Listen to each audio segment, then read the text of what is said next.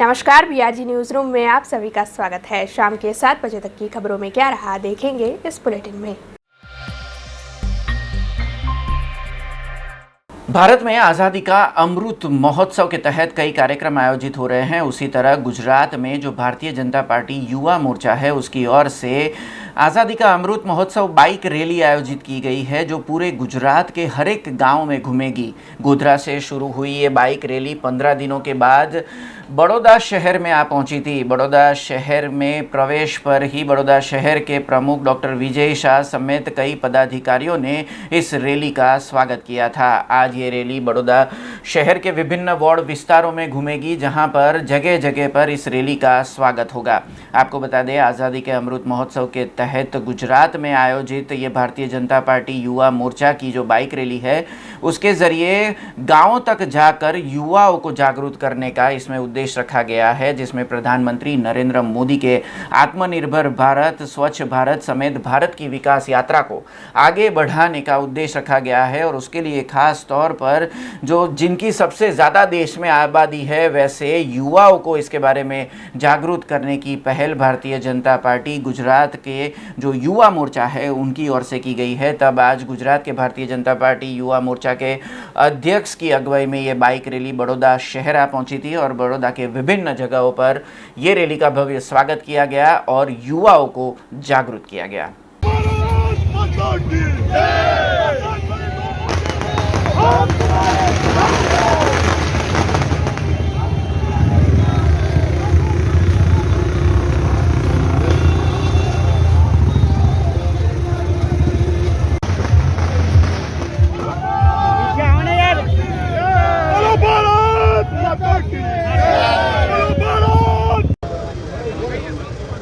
आज भारतीय जनता युवा मोर्चा द्वारा आयोजित आज़ादी का अमृत महोत्सव यात्रा 15મા દિવસે પંચમહાલના ગોધરાથી શરૂઆત કરીને વડોદરા મહાનગરમાં પહોંચી છે।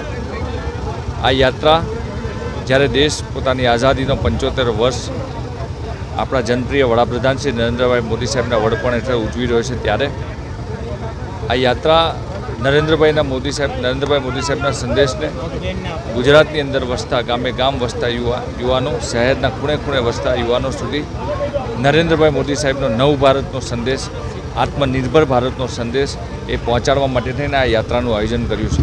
આજે બપોર પછી પણ વડોદરાની અંદર પાર્ટીના કાર્યકર્તા, તમામ મોરચાના કાર્યકર્તા દ્વારા આ યાત્રાનું ભવ્ય સ્વાગત સન્માનનો કાર્યક્રમ દરેક વોર્ડમાં રાખેલ છે અને આજે વડોદરાની અંદર પણ યુવાનો, વડીલો, તમામ લોકો આ યાત્રાના સ્વાગત સન્માન માટે ખૂબ ઉત્સાહી છે અને લગભગ છેલ્લા 2-3 દિવસથી આની તૈયારીઓ પણ ચાલી રહી છે।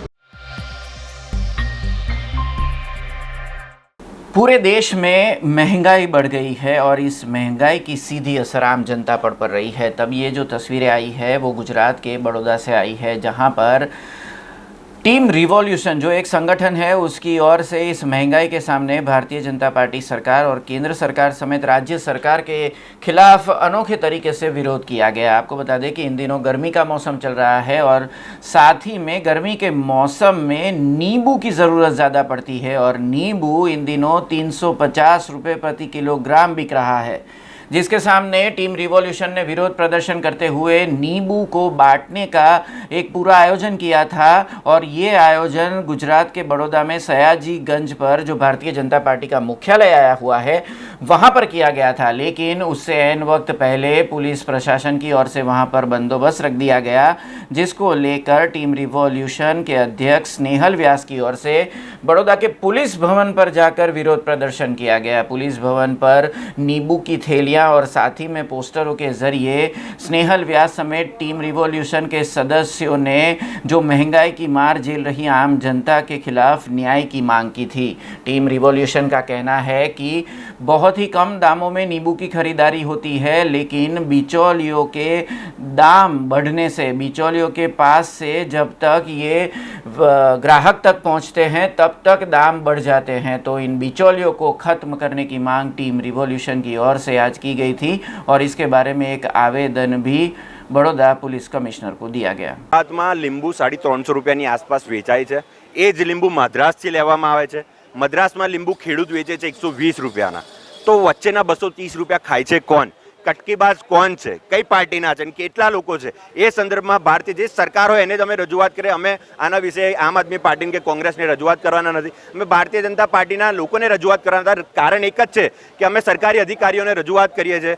એ પીઆઈ હોય, કમિશનર કોઈ કોઈને રજૂઆત કરે, પણ ઓપરેટિંગ બધું થાય છે ભાજપના કાર્યાલય પરથી. તો અમે ભાજપ કાર્યાલય જ નક્કી કરી કે અમે ત્યાંથી રજૂઆત કરીશું, ત્યાં જ માંગ કરીશું, જેથી આ કટકી ખાનારાઓ સામે કાયદેસરની કાર્યવાહી થાય, ભાવ ઓછા થાય, સામાન્ય પબ્લિકને, મધ્યમ વર્ગને રાહત થાય. જેના સંદર્ભમાં આજે અમે કાર્યક્રમ રાખેલો, પરંતુ આખા શહેરની પોલીસ ત્યાં ભેગી કરવામાં આવી હતી. અમને ધરપકડ કરવા માટેના તમામ તૈયારી એ લોકોએ કરેલી, પરંતુ કંઈક ને કંઈક સામાન્ય પબ્લિકનો અવાજ હોય, ગરીબને મધ્યમ વર્ગનો અવાજ હોય, જેથી અમે એમના અવાજને બુલંદ કરવા માટે આજે પોલીસ ડિપાર્ટમેન્ટને જ અમે આવેદનપત્ર આપવા આવ્યા છે. આવેદનપત્રની સાથે જાણ કરવા આવ્યા છે કે તમે કાયદેસરની કાર્યવાહી પોલીસ જે કટકી ખાનારો છે એમની સામે લેવી જોઈએ. એના બદલે આજે અમારા જેવા સામાન્ય પબ્લિક જે પબ્લિક માટે અવાજ ઉઠાવે છે એમના પર કાયદેસરની કાર્યવાહી થાય એ તદ્દન ખોટી છે. જેના સંદર્ભમાં આજે અમે પોલીસ ભવન ખાતે આવ્યા છે.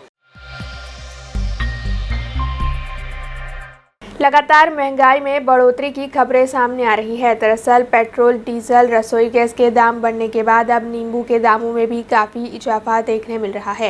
ऐसे में नींबू के बढ़ते हुए दामों के सामने विरोध प्रदर्शित करते हुए शहर की टीम रेवोल्यूशन स्वेजल व्यास और उनकी पूरी टीम की ओर से भारतीय जनता पार्टी के कार्यालय पर नींबू वितरण की घोषणा की गई थी, लेकिन आखिरी वक्त पर टीम रेवोल्यूशन के स्वेजल व्यास की ओर से इस कार्यक्रम में बदलाव किया गया और फिर टीम रेवोल्यूशन से जुड़े हुए कार्यकर पुलिस थाने पहुंचे और वहां पर उन सभी की ओर से बढ़ती हुई महंगाई और नींबू के दामों के इजाफे के सामने विरोध जताते हुए आवेदन पत्र दिया गया। हालांकि जब आवेदन पत्र देने के बाद स्वेजल व्यास अपनी कार में कुछ दोस्तों के साथ जा रहे थे, उसी दौरान कुछ शख्स की ओर से उनका पीछा कर उन्हें रास्ते में रोककर उनके साथ झगड़ा करने की कोशिश की गई, ऐसे आरोप उनकी ओर से लगाए जा रहे हैं। वैसे इस मामले के चलते स्वेजल व्यास ने पीसीआर को जानकारी दे दी थी। दरअसल कंट्रोल रूम में जानकारी देने के बाद पीसीआर वहां पर आ पहुंची थी और पीसीआर में बैठकर वो कारेलीबाग पुलिस थाने पहुंचे, जहां पर उनकी ओर से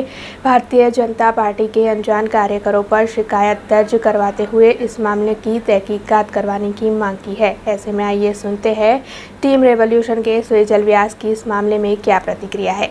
આજે અમને ગઈકાલથી જ ભારતીય જનતા પાર્ટીના અમુક મારા મિત્ર છે, શુભેચ્છકો છે, એમણે અમને કહી દીધું હતું કે તમારા પર હુમલો થવાનો છે અને તમે ત્યાં ના આવતા. અને અમે ત્યાં પહોંચીએ એની પહેલાં પોલીસ તંત્ર પણ આખું ત્યાં હતું અને મોટી સંખ્યામાં ભાજપના લોકો લીંબુ લેવા પણ ત્યાં આવ્યા હતા.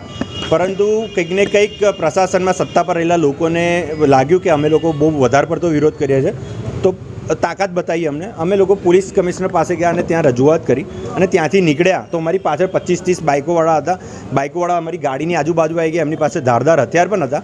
એ લોકો અમને મારવાનો પ્રયત્ન કરતા હતા, કાચ ખોલ કે આજે તારી જિંદગીનો છેલ્લો દિવસ છે, અને એવું કહેતા પણ અમને અહીં સુધી લાયા હતા. પોલીસ ભવનથી લઈને કોઠી 4 રસ્તા, કોઠી 4 રસ્તાથી એસએસજીથી ખાસવાડી સ્મશાન થઈને કારેલીબાગથી સંદેશ પ્રેસ સુધી એ લોકો અમારી પાછળ હતા. સંદેશ પ્રેસ પાસે અમે ઊભી રાખી તો સીસીટીવી કેમેરા જોઈને એ લોકો ત્યાંથી ભાગી ગયા અને પછી અમે પોલીસ બોલાવી લીધી છે અને આજે અમે કારેલીબાગ પોલીસ સ્ટેશનમાં એમના વિડીયો પણ છે અમારી પાસે, એમના ફોટો પણ છે અમારી પાસે.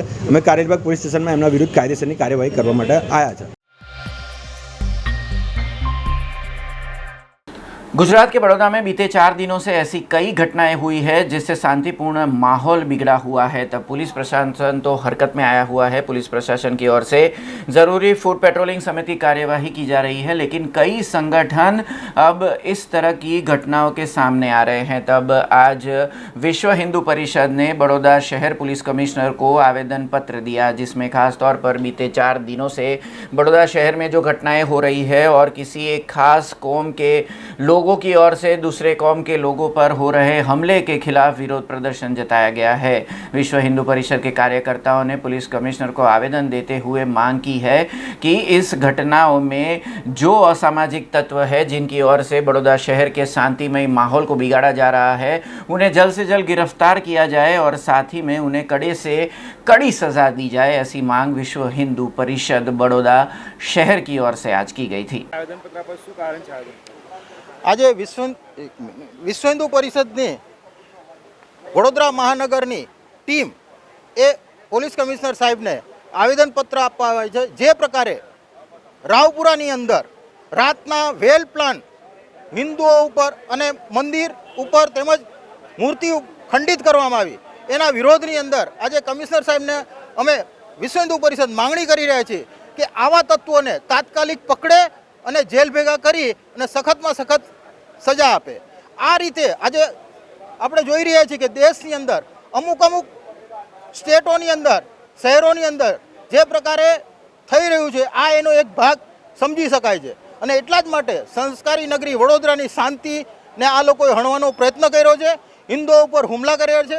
ગઈકાલે પણ એક રિક્ષા ઉપર એક મુસ્લિમ ટોળાએ હુમલો કર્યો. એના વિરોધની અંદર આજે અમે કમિશનર સાહેબને આવેદનપત્ર આપવા આવ્યા છીએ. वडोदरा जिला कांग्रेस समिति की ओर से वरनामा में जिला कक्षा की तालीम शिविर का आयोजन करवाया गया था, जिसमें कांग्रेस के अग्रणी और कार्यकर बड़ी तादाद में उपस्थित रहे थे। त्रिमंदिर वरनामा पर वडोदरा जिला कांग्रेस समिति की ओर से जिला कक्षा की तालीम शिविर आयोजित करवाई गई थी, जिसमें मुख्य अतिथि के तौर पर गुजरात प्रदेश कांग्रेस समिति के प्रमुख जगदीशभाई ठाकुर, गुजरात विधानसभा के विपक्ष के नेता सुखरामभाई राठवा, गुजरात प्रदेश कांग्रेस समिति के पूर्व प्रमुख सिद्धार्थभाई पटेल और साथ ही प्रभारी बीएम संदीप, राज्यसभा के सांसद नारायणभाई राठवा की मौजूदगी रही थी। दरअसल इस तालीम शिविर के तहत आने वाले विधानसभा चुनाव को लेकर संगठन को और ज़्यादा मजबूत करने के मामले में चर्चाएं की गई। इसके साथ ही इस मौके पर जिला तालुका पंचायत के सभी सदस्य और जिला तालुका कांग्रेस के अग्रणी कार्यकर बड़ी तादाद में उपस्थित रहे। कांग्रेसना कार्यकरो मजबूत ज छे। 27 वर्षथी आ भाजपना भ्रष्ट अने कुशासन सामे लड़ी रह्या छे कांग्रेसना तमाम कार्यकरो। आटला बधा वर्षथी कोई निराशा नहीं अने जे आ दमन ने अत्याचारनुं अमनुं सरमुखत्यार शासन है एनी सामे कांग्रेसनो दरेक कार्यकर मजबूताईथी लड़ी ज रह्यो छे।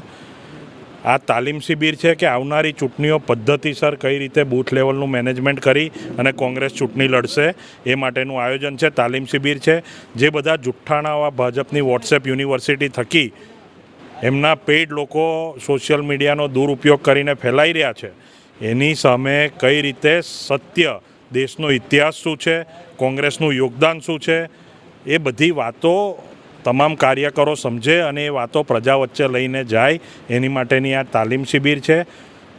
સ્થાનિક મુદ્દાઓ દરેક વિધાનસભા વાઇઝ કેવા છે એની ચર્ચા આવે છે। એનું તારણ કરીને હવે આવનારી ચૂંટણી સુધી કઈ રીતની વ્યૂહરચનાથી કોંગ્રેસ આ યુદ્ધ લડશે 2022નું ગુજરાતની વિધાનસભાનું એની તૈયારી પેટેની આ શરૂઆત છે। એટલે એવું કોઈ કારણ નથી કે કાર્યકરોમાં પ્રાણ ફૂંકવાના છે। કોંગ્રેસનો કાર્યકર મજબૂત જ છે, લડવા માટે તૈયાર જ છે, પણ પદ્ધતિ શીખવાડવા માટેની આ શિબિર રાખવામાં આવી છે। ચૂંટણીઓ આવી રહી છે 2022, નિયત સમય આવે તો 2022 ડિસેમ્બરમાં આવે છે। મને કેટલી જગ્યાએથી મેસેજ એવો આવે છે કે વહેલી ચૂંટણી આવે તો શું? તો વહેલી મેં કહ્યું છે મીડિયામાં ઘણીવાર કે કાલે સરકારે ભારતીય જનતા પાર્ટીની સરકાર કોંગ્રેસથી ડરીને ચૂંટણી ડિક્લેર કરવા માગતી હોય તો ડિક્લેર કરે। કોંગ્રેસ ચૂંટણી લડવા માટે સજ્જ છે। દ્વારકા ચિંતન શિબિરના 15 દિવસ પહેલાં બૂથ, જિલ્લા, રાજ્ય, તાલુકા પંચાયત, જિલ્લા પંચાયત અને વોર્ડ વાઇઝ જે કાર્યક્રમનો ઢાંચો વિગતો તૈયાર કરી છે એના ભાગરૂપે આજે વડોદરા જિલ્લા કોંગ્રેસ સમિતિની બેઠક છે। અમારા એઆઈસીસીના ઇન્ચાર્જ આદરણીય મુરબ્બી સંદીપજી, પૂર્વ પ્રમુખ સિદ્ધાર્થભાઈ, અમારા જિલ્લાના વાઇસ પ્રેસિડેન્ટ જે લોકસભા સોંપી છે, જિલ્લો સોંપ્યો છે એવા જનરલ સેક્રેટરીને સંગઠનના પ્રદેશ અને જિલ્લા કક્ષાનું નેતૃત્વ બેસી 2022 સમયસર આવે તો પણ અને વહેલી આવે તો પણ કોંગ્રેસ ધારાસભાની ચૂંટણી લડવા માટે સજ્જ છે અને 2022માં સમયસર અથવા વહેલી આવે તો 125+ સાથે કોંગ્રેસ ગુજરાતમાં સરકાર બનાવે છે એ મુદ્દાને લઈને આજની બેઠક હતી। खबर जूनागढ़ से आई है। जूनागढ़ में देश का पहला ऐसा कदम उठाया है कि जिससे जो आम नागरिक है उन्हें खुशी मिल सके। जी हाँ, हम बात कर रहे हैं हैप्पीनेस की। जूनागढ़ ज़िला प्रशासन और जूनागढ़ के ज़िला कलेक्टर रचित राज की अगुवाई में आज से एक नई पहल की शुरुआत हुई है जिसे नाम दिया गया है हैप्पीनेस एडमिनिस्ट्रेशन। आपको बता दें कि पूरी दुनिया में एक रैंकिंग चल रहा है, ग्रॉस डोमेस्टिक हैप्पीनेस रैंकिंग, जिसमें पूरी दुनिया में भारत 136वें स्थान पर है।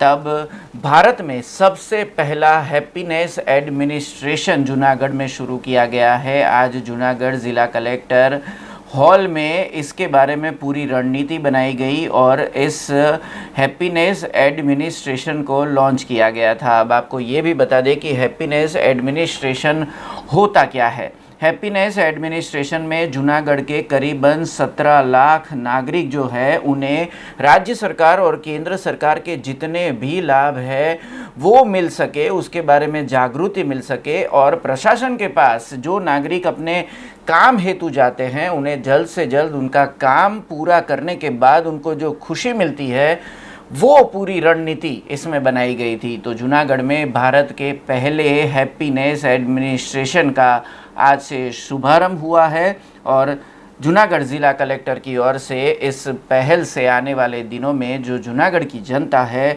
उसे ज़रूरी कामकाज जो है वो जल्द होंगे और वो भी खुशी के साथ।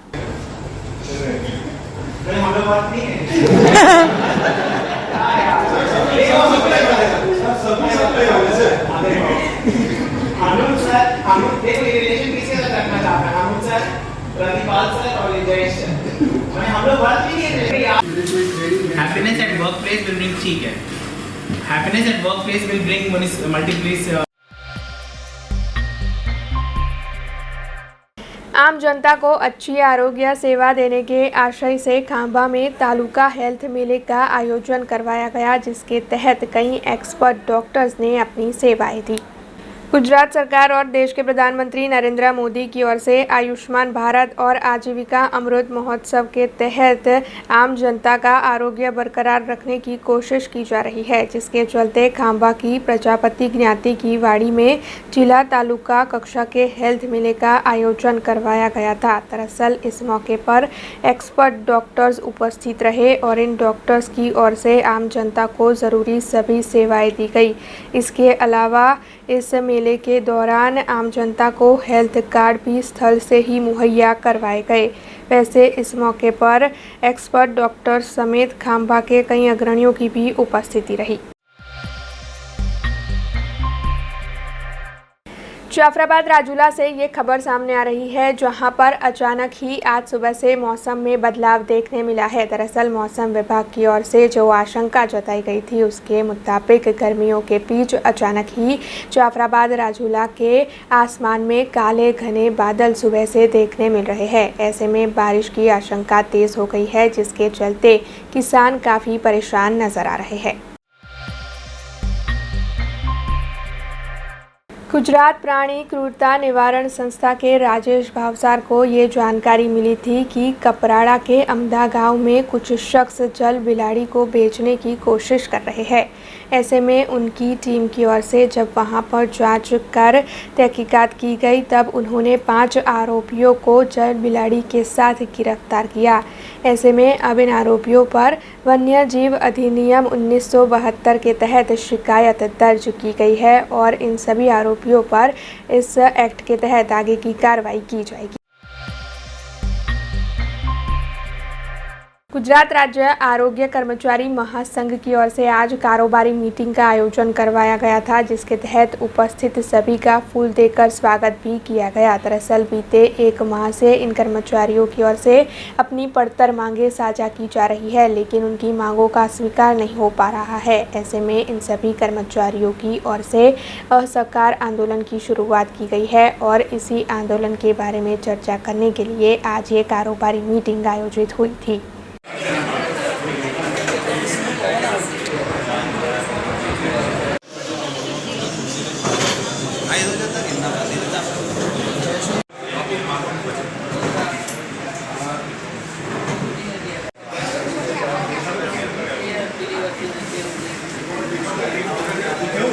ગુજરાત રાજ્ય આરોગ્ય કર્મચારી મહાસંઘ દ્વારા છેલ્લા 1 મહિનાથી અમારી વિવિધ પડતર માંગણીઓના મુદ્દે અમે આંદોલન ચલાવી રહ્યા છીએ।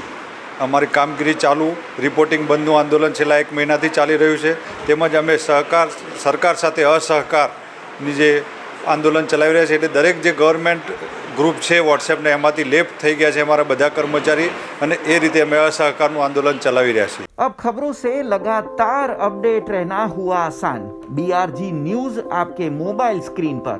आज ही BRG न्यूज की mobile app Google play store और ऐप स्टोर से डाउनलोड करें और खबरों से लगातार जुड़े रहें.